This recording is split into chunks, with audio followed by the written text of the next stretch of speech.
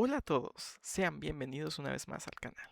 En este video hablaremos sobre uno de los temas más complejos y de mayor relevancia en cardiología e infectología, las infecciones de prótesis cardíacas. Revisaremos la endocarditis en válvulas protésicas, la infección asociada a TAVI, las válvulas pulmonares transcatéter y los dispositivos electrónicos cardíacos implantables, basándonos esta vez en la guía de endocarditis 2023 y en la evidencia científica más reciente.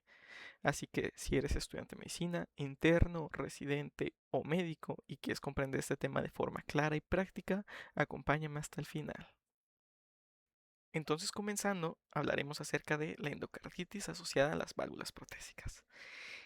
Dentro de estas se va a describir dentro de la guía como la forma más grave de endocarditis infecciosa. Esto porque tiene la mortalidad más alta dentro de todas las endocarditis. Además de que se considera que respecta al 20 al 30% de todos nuestros casos de endocarditis infecciosa, tienen una prevalencia de entre el 1 al 6% en aquellos pacientes a los que les hayamos colocado una válvula protésica, siendo una incidencia del 0,3 al 1,2 por paciente año, y se ha descrito en la guía, sobre todo en las actualizaciones de la guía europea, que ha tenido un aumento progresivo conforme el pasar de los años, siendo un 20% de prevalencia en el 98 hasta un 31% en la última actualización de la guía de endocarditis, que sería del 2023. Esto se es atribuido y debido a que cada vez se realiza con más frecuencia el procedimiento de colocación de válvulas protésicas. Esto es porque avanza la tecnología, la medicina y nos permite hacer diagnósticos más efectivos, más tempranos y poder colocar en pacientes más cantidad de válvulas protésicas que en los que se colocaban en el año 98. No es que haya habido un aumento en las infecciones, sino que ha habido un aumento en la colocación de válvulas protésicas y por ende ha aumentado a su vez las infecciones asociadas a pacientes con válvulas protésicas. Dentro de su clasificación, la guía menciona y recalca que no debemos únicamente pensar en clasificarla por su microorganismo, sino que es muchísimo más sensato y rápido pensar y clasificarla por su tiempo.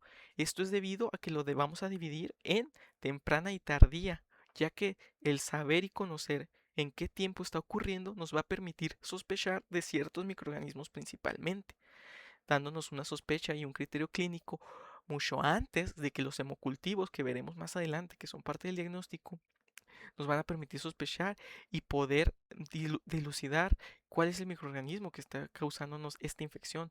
En el apartado de temprana se va a considerar a una infección temprana en aquellos pacientes que tienen menos de un año desde su cirugía de válvula. Es decir, que vamos a sospechar que la contaminación fue periquirúrgica. La contaminación se dio en quirófano o es 100% casi garantizado que va a ser por microorganismos nosocomiales. Es decir, nuestra sospecha principalmente debe de ser que la cirugía se contaminó de alguna manera, el catéter está contaminado, la asepsia y antisepsia no fueron los correctos, algo sucedió dentro del quirófano que pudo dilucidar a que ocurriera este. Es por eso que nuestros microorganismos principales, de los cuales están más comúnmente asociados, es Staphylococcus aureus, sobre todo el resistente a metilcilina, el Staphylococcus epidermidis y los gram negativos nosocomiales, como lo que vendrían a ser Pseudomonas aeruginosas. En algunas ocasiones también se menciona hongos, pero eso tiene una prevalencia demasiado pequeña que no se sospecha con regularidad, es más comúnmente en lo que respectaría a epidermidis y a aureus.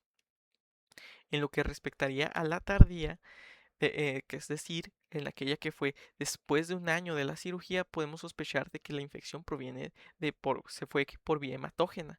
Y los microorganismos principales a los cuales podemos sospechar, sobre todo es a los estreptococos, a los estafilococos, y estos van a ser patógenos muy similares a los que encontraríamos en una endocarditis de válvula nativa.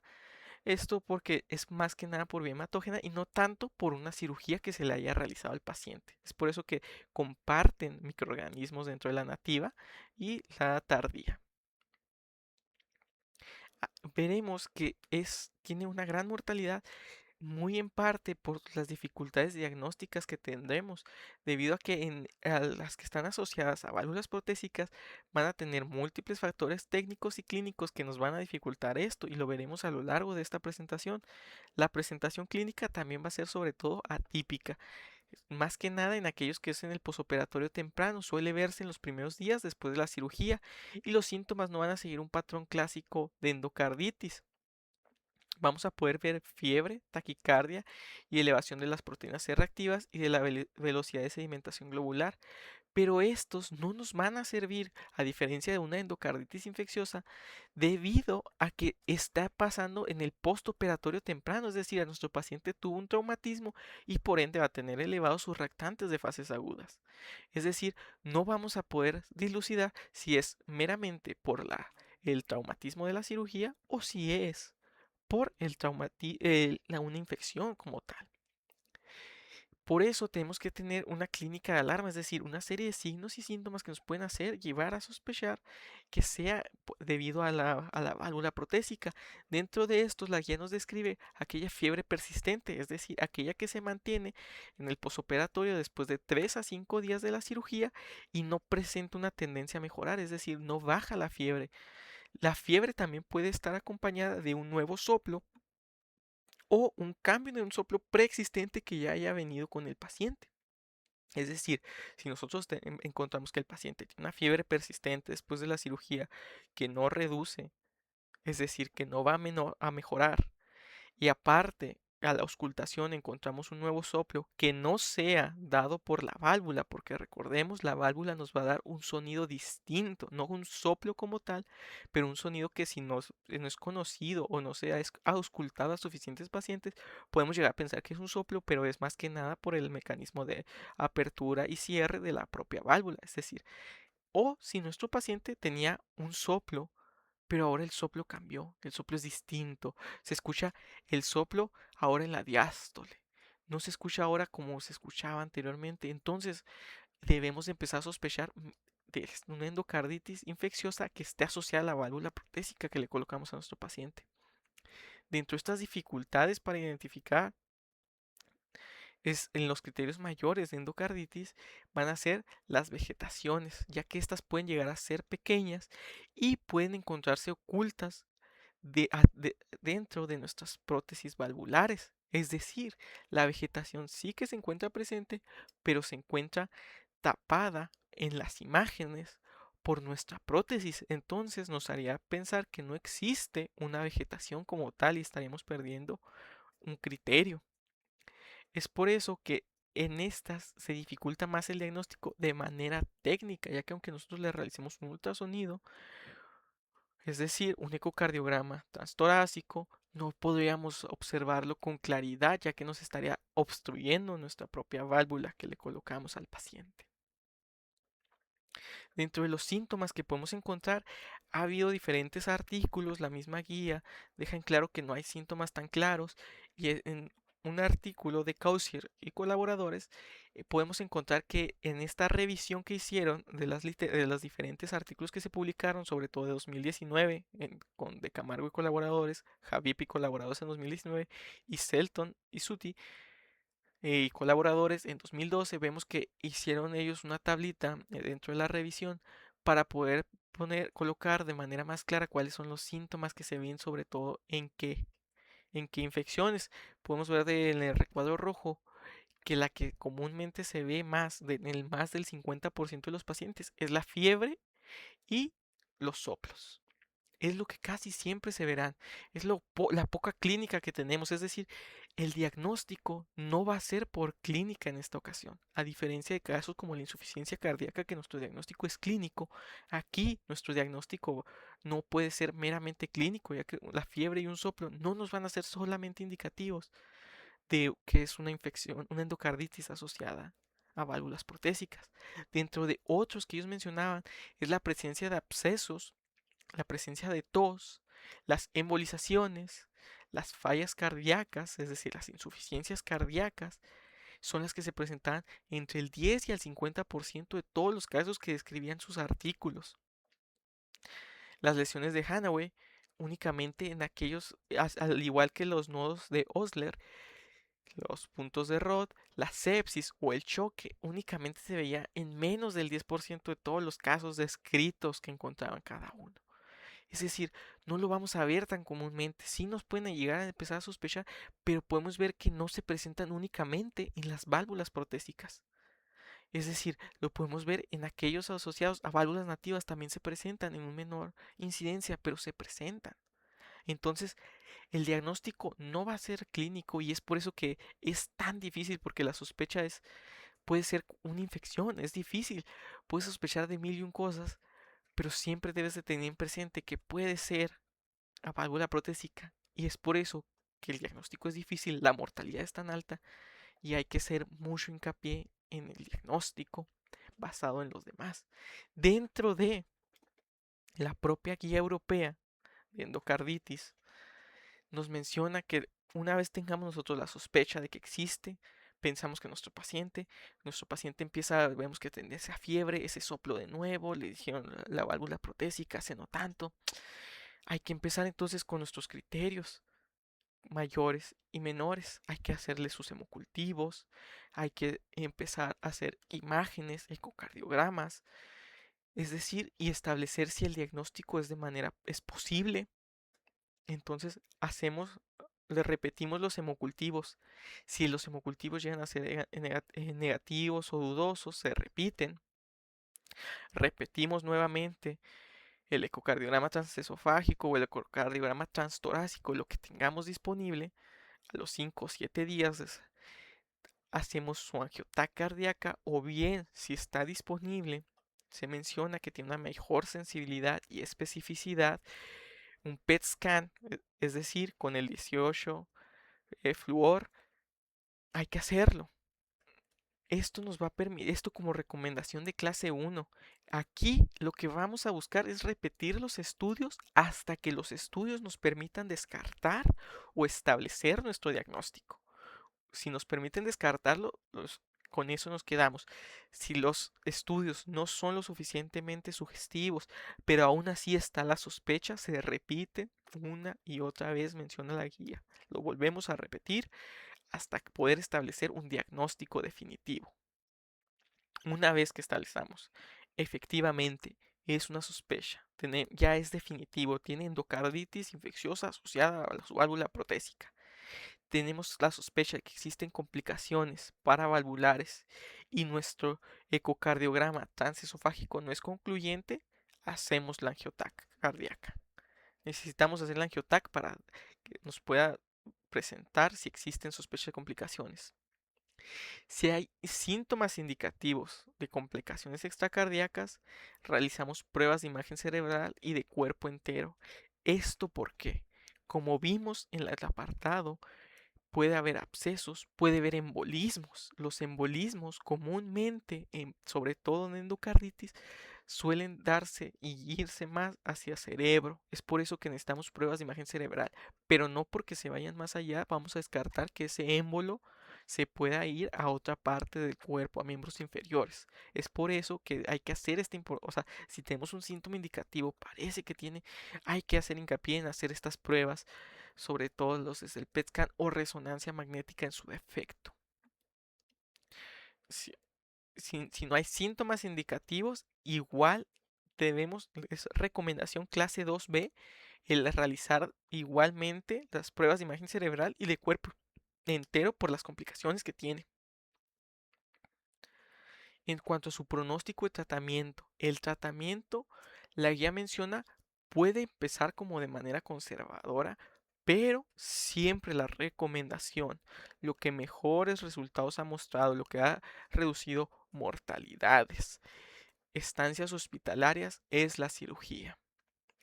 De parte del tratamiento conservador, la antibiótico-terapia, siempre se preferirán antibióticos bactericidas sobre los bacteriostáticos, debido a que pueden, como mencionábamos, sobre todo epidermidis, hacer un biofilm dentro de la válvula cardíaca y hacernos aún más difícil que el antibiótico realmente pueda hacer algo. La guía menciona dentro de si es que es epidermidis y puede existir un biofilm dentro de las válvulas, menciona el uso de fosfomicina. Aún no está bien o correctamente establecido si la fosfomicina realmente ayuda a reducir este biofilm para que los antibióticos puedan actuar, pero se ha observado en estudios observacionales que sí puede tener hasta cierto punto una ayuda. El esquema antibiótico, ¿cómo lo vamos a dar? El esquema debe ser enfocado al patógeno. Es por eso que los hemocultivos se van a solicitar con antibiogramas.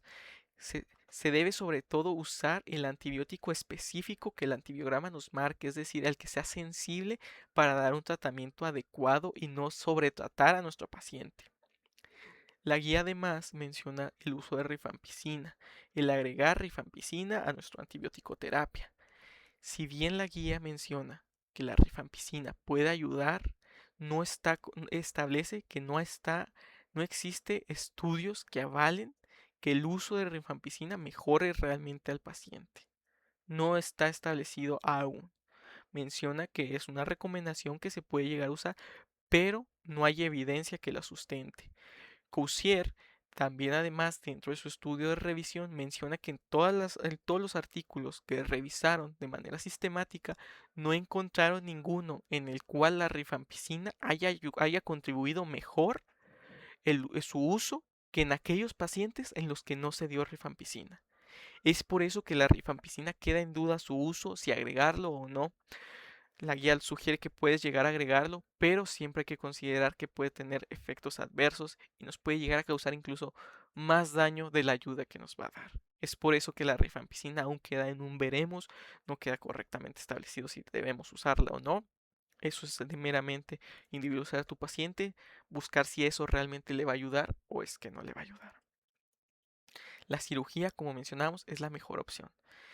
Esta menciona que puedes empezar con el conservador, pero si empieza el paciente a presentar disfunción de la válvula que tiene, insuficiencia cardíaca, insuficiencias valvulares, vegetaciones, dehiscencias de heridas, abscesos o fístulas paravalvulares, es suficiente criterio para dejar la antibiótico terapia. Bueno, la antibiótico terapia se va a conservar, pero el tratamiento conservador se va a dejar de lado y es sí o sí realizar una intervención quirúrgica. Hay que retirar esa válvula, porque solo dejarla ahí con un tratamiento conservador únicamente nos va a presentar que haya más recidivas, que haya más complicaciones y que la mortalidad aumente. Es por esto que la cirugía es la mejor opción. En cuanto a su pronóstico, la mortalidad, como mencionamos, es altísima. Del 20 al 40% de todos nuestros pacientes que presenten endocarditis infecciosa en hospitales van a morir, en comparación con aquellos que tienen endocarditis en válvulas nativas. Aquí podemos observar que existe una mayor mortalidad, una mayor morbilidad y la supervivencia se encuentra muy reducida a largo plazo. Dentro de los factores de mal pronóstico que nos pueden aumentar hasta ese 40%, es la edad avanzada, pacientes con diabetes mellitus, en pacientes que han tenido infecciones que se encontraban relacionadas a otros procedimientos médicos que le hayan realizado y la endocarditis de válvula protésica temprana, es decir, aquella que se encuentra en menos de los 6 meses, en menos de los 12 meses, es un factor de mal pronóstico, ya que puede ser o es más bien será un microorganismo nosocomial que muy probablemente sea resistente a bastantes tipos de antibióticos. La guía además en cuanto a la antibioticoterapia, qué le voy a dar, cómo lo voy a tratar, qué es lo mejor que le puedo dar a mi paciente.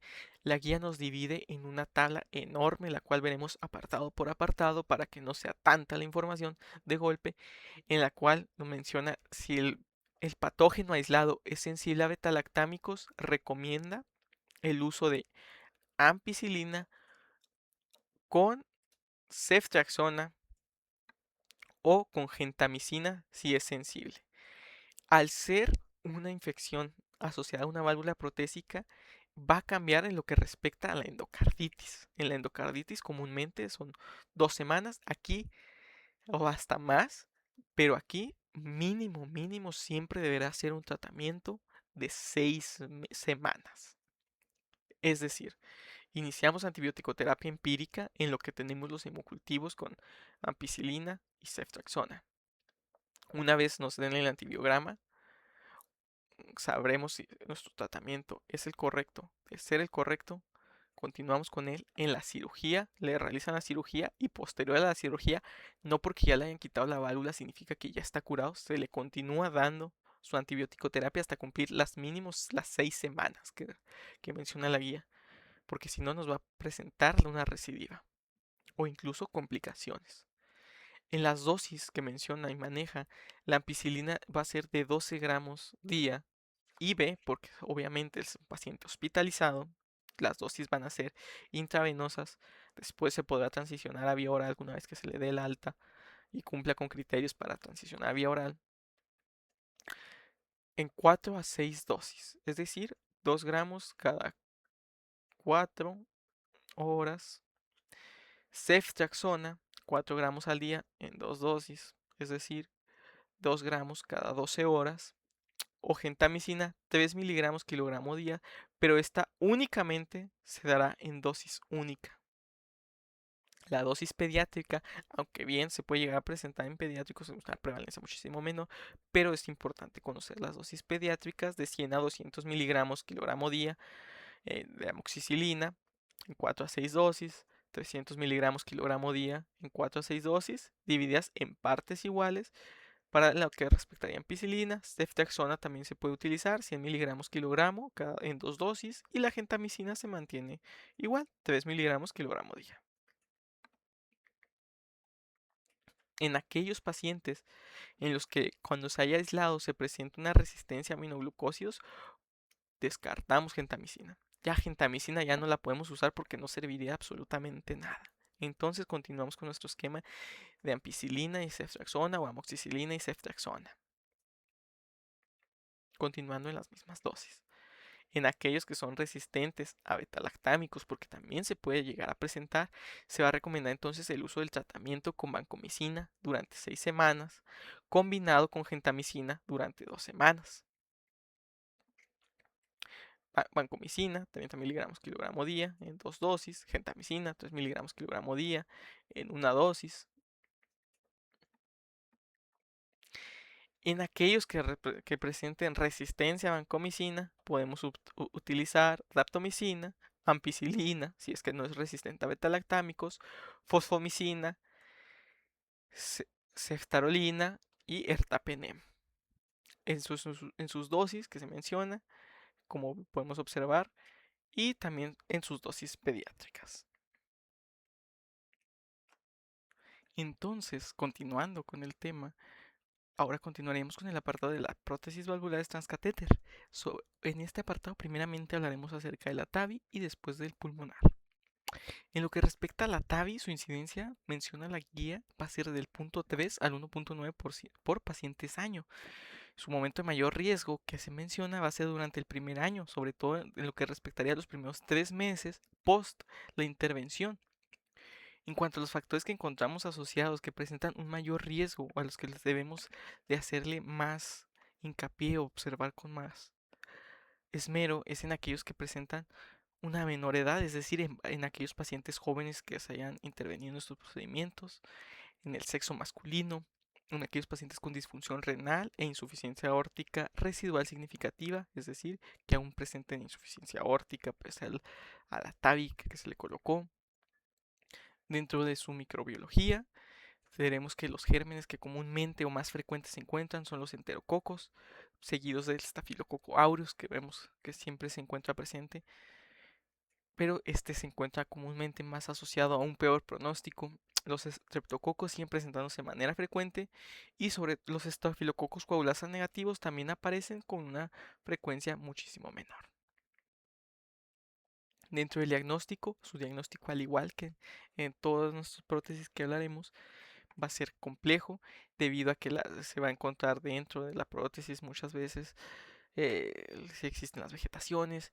Muchos pacientes suelen ser añosos, es decir, suelen ser de una edad mayor, de edad avanzada, y ya suelen llegar cuando incluso se suelen requerir la TAVI, suelen presentarse con comorbilidades. La presentación clínica va a ser atípica, hasta dentro de un 3 al 20% de los pacientes no hay fiebre, como veíamos, al contrario de lo que veíamos en la válvula protésica, en la cual la fiebre era lo más característico que veíamos. Va a haber limitaciones en el ecocardiograma transesofágico. No se van a visualizar las vegetaciones dentro de 38 al 60% de todos los casos. Las vegetaciones pueden estar tapadas por el stent y no en las valvas, que al igual que al hacer el eco no lo vamos a poder observar. En el alrededor de un tercio, como mencionábamos, las vegetaciones se encuentran fuera de la prótesis, con frecuencia pueden encontrarse en la válvula mitral. Las técnicas útiles, nuevamente, el PET con el 18 flúor, la angiotac cardíaca, la ecografía intracardíaca, se menciona que puede utilizarse en casos seleccionados y que nos puede ayudar a observar las vegetaciones con mayor facilidad. En cuanto a su pronóstico y tratamiento, la endocarditis que se encuentra asociada a TAVI va a tener una alta carga de complicaciones. Alrededor de un tercio del paciente va a presentar al menos una. Dentro de estas complicaciones que se van a llegar a presentar o comúnmente ocurre es la insuficiencia renal aguda o la insuficiencia cardíaca. La mortalidad es elevada, si bien es menor que en la que veíamos de prótesis cardíaca, va a ser de entre un 16 a un 36% hospitalaria o a los 30 días de que se le haya realizado el diagnóstico, y de entre un 41 a un 59% al año, es decir, a corto plazo también es una mortalidad bastante elevada. La antibiótico-terapia, el tratamiento antibiótico va a ser igual que el que mencionamos para prótesis valvular, enfocado en el patógeno que ocurra, y utilizar el esquema que mejor nos favorezca, ya bien sea el de vancomicina, el de ampicilina, ceftriaxona o gentamicina, el que nos sirva o sea de mayor utilidad. La cirugía aquí nuevamente va a ser la mejor opción cuando existen complicaciones, sobre todo en aquellas como es el fallo protésico grave o en aquellos pacientes que nos están desarrollando insuficiencia cardíaca. Una vez que ya hablamos acerca de TAVI, también debemos de hablar acerca de la que es para la válvula pulmonar, es decir, la TPBI. Conociendo entonces la endocarditis post-TPBI, va a ser una complicación infrecuente pero que se describe como relevante, con su incidencia aproximada de entre el 1.6 a 4 por cada 100 pacientes año. Su diagnóstico, al igual que en la TAVI, va a ser difícil y en muchos casos se requiere o se recomienda combinar la ecocardiografía intracardíaca y el PET scan para poder confirmar la sospecha diagnóstica. En cuanto a su epidemiología y su epidemiología menciona que parece ser más alta su tasa de incidencia que la observada en la que se realiza en los implantes quirúrgicos, pero esto se menciona muy entre comillas debido a que la guía refiere que los datos únicamente se tienen establecidos de estudios observacionales con muestras demasiado pequeñas y que no resultan ser significativas ni extrapolables. Es por esto que la recomendación es realizar más estudios para poder establecer mejor este hecho con una evidencia basada. Los factores más consistentes de riesgo van a ser los pacientes de edad más joven que hayan tenido un antecedente de alguna endocarditis previa y que, al igual que en la TAVI, mantengan un gradiente residual transvalvular. Su diagnóstico va a ser más complejo, sobre todo por aquellos casos que mencionábamos que la ecocardiografía transtorácica o transesofágica no nos muestran hallazgos concluyentes que nos permitan establecer nuestro diagnóstico. Es por eso que la recomendación es hacer la ecocardiografía intracardíaca y el PET scan, que nos van a aportar muchísimo más valor diagnóstico y nos van a permitir establecer un diagnóstico con muchísima más facilidad. Si bien la guía menciona que en muchos casos, en lugares de tercer mundo, en países subdesarrollados, no es posible realizar el PET scan muchas veces, el angiotac también podría resultar útil. En lo que respectaría a lo que es su pronóstico y tratamiento para la endocarditis asociada al implante transcatéter de la válvula pulmonar, vamos a observar que existe una disfunción protésica por estenosis de manera moderada o grave y va a aparecer con bastante frecuencia, alrededor de un tercio de los pacientes. Como tratamiento, el reemplazo quirúrgico también se describe bastantemente y se menciona que se suele llegar a realizar en aproximadamente un 26 a un 56% de todos los casos que se presenten, pero también menciona que se puede realizar una estrategia transcatéter tipo válvula en válvula después de que el paciente haya presentado la curación de la infección. Es decir, no se retiraría como tal la válvula y se colocaría otra válvula sobre la válvula que se le había puesto previamente una vez terminado su tratamiento. Esto es como una estrategia de reintervención y nos podría permitirse en ciertos pacientes que cumplan con características y criterios que el cardiólogo decida. En cuanto a su mortalidad, la mortalidad es descrita que es muchísimo menor que la que aparece en TAVI. Va a oscilar entre un 0% y el 11%. Se le suele atribuir, o la guía menciona o refiere que se le atribuye más que nada a que la TPBI suele hacerse más en pacientes jóvenes en los cuales se presentan menos comorbilidades. Para finalizar, dentro de nuestras endocarditis asociadas a prótesis, continuaremos con los dispositivos electrónicos cardíacos implantables. Primeramente que nada, la endocarditis asociada a estos dispositivos va a ser una complicación grave que siempre nos va a obligar a pensar en una infección, bien sea por el generador, los electrodos o de las válvulas cardíacas que encontremos asociadas a estos dispositivos. Aquí el manejo va a cambiar de manera importante, porque una vez podamos establecer un diagnóstico definitivo, el tratamiento va a ser la extracción completa del sistema. Esta va a ser nuestra parte central del tratamiento, nuestro eje. En cuanto a su epidemiología y riesgo, vamos a ver y observar que el riesgo va a aumentar en aquellos pacientes que hayan presentado una infección previa del dispositivo, bacteremias persistentes o microorganismos altamente virulentos. La guía entonces nos va a reforzar la importancia de la utilización de la profilaxis antibiótica perioperatoria antes del implante. Es decir, la guía menciona que hay que darle una profilaxis antibiótica antes de que se le realice el intervencionismo, antes de que se le coloque ese marcapasos, ese desfibrilador automático. Se le debe de dar, incluso menciona la guía, con una hora de antelación a la cirugía o a la intervención quirúrgica. Esto a manera de que no haya esta endocarditis asociada a dispositivos. En pacientes que presenten riesgo alto, es decir, en aquellos inmunosuprimidos, en aquellos con diabetes mellitus descontrolada, en estos debemos de la profilaxis debe tener como objetivo cubrir principalmente Staphylococcus aureus, sobre todo los que presenten resistencias, porque son los que vamos a encontrar de manera más común en nosocomios. En cuanto a su diagnóstico, el diagnóstico no debe ser basado únicamente en un hemocultivo aislado o en la clínica.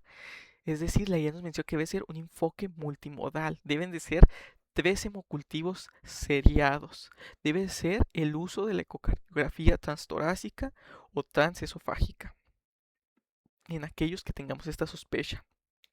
Y se debe de repetir. Dentro de la guía nos maneja un diagrama de flujo.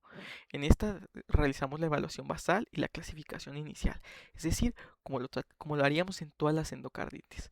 Tenemos la presentación clínica, es decir, tenemos datos de alarma que nos hacen sospechar, tenemos hemocultivos y tenemos el ecocardiograma transesofágico y el transtorácico. En base a eso, utilizamos nuestros criterios. Nuevamente, los criterios deben de realizarse, es decir, debemos repetir los hemocultivos, repetir los ecocardiogramas, utilizar el PET scan o el angiotac para detectar la infección o en casos de embolia, todo esto hasta que nos permita establecer o descartar el diagnóstico como tal. Es decir, vamos a ir sumando puntitos poco a poco hasta que por fin se nos permita decir, no es una infección, no es una endocarditis infecciosa o sí es una endocarditis infecciosa asociada a los dispositivos. En cuanto a su tratamiento, el tratamiento, como mencionamos, definitivo va a ser la extracción completa e inmediata del sistema una vez que se haya establecido el diagnóstico de endocarditis infecciosa. Esto debido a que se menciona que retrasar la extracción se va a asociar a peores resultados, a un aumento en la mortalidad, a un aumento en las comorbilidades, a un aumento en las complicaciones que va a presentar el paciente. Dentro de los puntos claves, el tratamiento antibiótico deberá de cubrir a Staphylococcus aureus resistente a metilcilina y a bacterias gram negativas al inicio, si es que la situación lo requiere. ¿Esto por qué? Porque estamos pensando en infecciones nosocomiales, en patógenos que pudo adquirir durante la cirugía. Posterior a ello, una vez que se le haya realizado la extracción, el tratamiento va a continuar varias semanas, alrededor de entre 4 a 6 semanas. La guía recomienda ampliamente durante 6 semanas porque sobre todo reduce bastante el nivel de recidivas en los pacientes.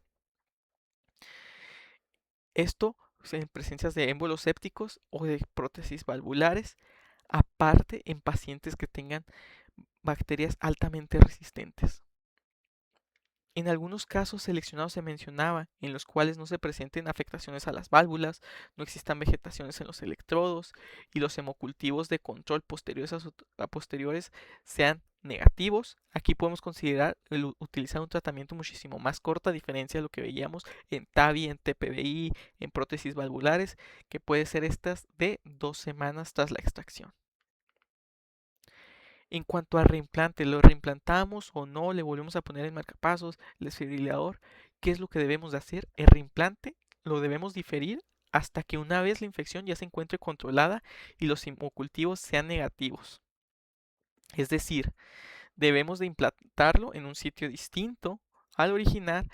Debemos esperar a que al menos hayan 72 horas de hemocultivos negativos o más en el caso de si hubo vegetación, es decir, 2 semanas después del que terminó el tratamiento, que si es que en el caso que hubo vegetaciones y los hemocultivos son negativos, ya podemos considerar reimplantarlo, pero esta vez en un sitio anatómico distinto.